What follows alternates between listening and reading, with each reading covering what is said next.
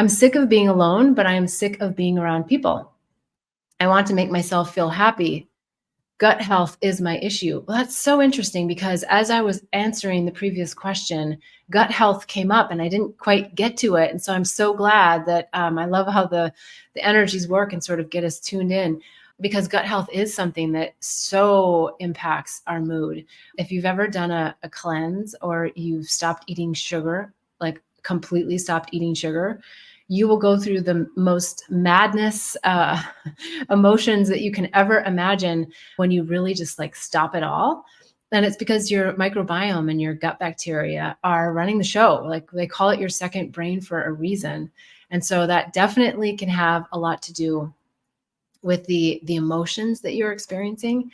And if you can clean that up, I know sometimes it's hard if you have a household of people and you don't want to make all of the all of those changes, but getting on a cleanse and just giving yourself a little reprieve. Now, I'm a big believer that if you can do 30 days, that's the best. And I know I'm kind of making that face because I know how difficult it can be for me to make that commitment. And once you get past that first week and you get through all the withdrawals, then you start to have just this intense gratitude for recognizing how much parasites, and we've all got them to some degree, and the microbiome in our gut are really ruling our hormones. And then question before, if you've got something like menopause happening or a life stage change or something that's also really pushing on your happiness factor and your happiness hormones, it can be a wild, crazy mess. It really sets you to do a cleanse. It like sets you back to ground zero within your gut. And then just really having an awareness about what you're eating will raise your vibration exponentially. I guarantee it. It just takes a commitment to actually eat that clean and to eliminate dairy and all of those. So I won't go too far into the cleanse because there's other people that have much better experience in talking about all the details of cleansing. I would definitely recommend that. You've also said that you're sick of being alone, but you're sick of being around people. And I think, again, it's who are the people that you're with. Sometimes we have a choice and sometimes we feel like we don't have a choice, meaning we go to work, perhaps, and at work, we oftentimes don't have a choice of who we have to be in a meeting with. We have to be in that meeting with that person.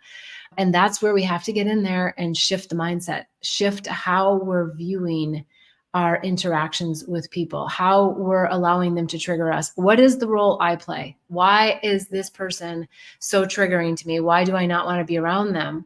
And identifying, because we know, let's just go to Psychology 101, that everyone's a mirror for us. As hard as that is sometimes, people are mirroring different things about ourselves, and or they're mirroring something to see like, oh, does that still trigger me? Oh, how do I feel about that? How does that interaction make me feel? When you can take it internal, but not internalize it to a place of self-judgment, right? We don't want to get into that because that can get really rough too. But we really just get internal and just say, yeah, well, what is it? Why did I call this person in? Why did I call in that, whatever, crazy interaction at Starbucks or that beautiful interaction at Starbucks? And focus in on the beautiful people that are in your life. You know how this works. It's law of attraction. The more we focus on the things we don't want, the more we get of what we don't want. And so when you start finding the beautiful aspects of the people that you're really annoyed to be with, like you got to find something, you're going to start to feel their change too, because that's the beauty of being human, is that when we shift inside ourselves, then we can shift other people. You know how this works. You go out there, and if you're smiling and you're having a great day, it's infectious, and people pick up on that, and they want to either talk to you, or if they're not there, they want to run from you. And that's great, because you want the people that aren't going to be in that vibrational resonance to run from you. You don't need them there. They're going to avoid you. And then you have to just not go into the mind mess of, why is this person avoiding me? Especially if it's someone that you have to deal with, someone that may live in your same household, and just be in charge of your own happiness.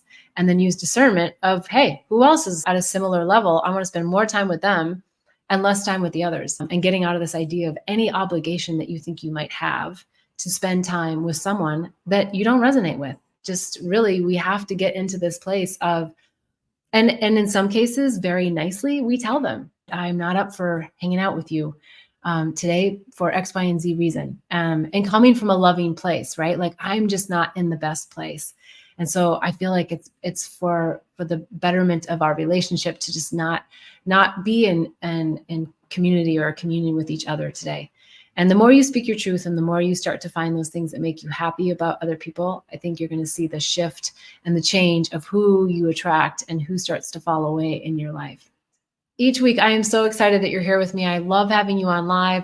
I also love having you on replay, and I would love to know what your state of the heart is, because here on the show, we get to the heart of the matter. So if you go to bethbell.me, you'll be able to fill out the state of the heart assessment. You'll get some great tips and tools and the following emails, and there's a plethora of resources on the website. There's the Awakening and Healing Handbook, lots of tips, tools, techniques, and modalities that can help you on your awakening journey. Many other handbooks. You can always schedule a one-on-one session with me as well on the website, bethbell.me. I'm wishing you bliss and love until we meet again next week at 11:11 on Sundays. Namaste.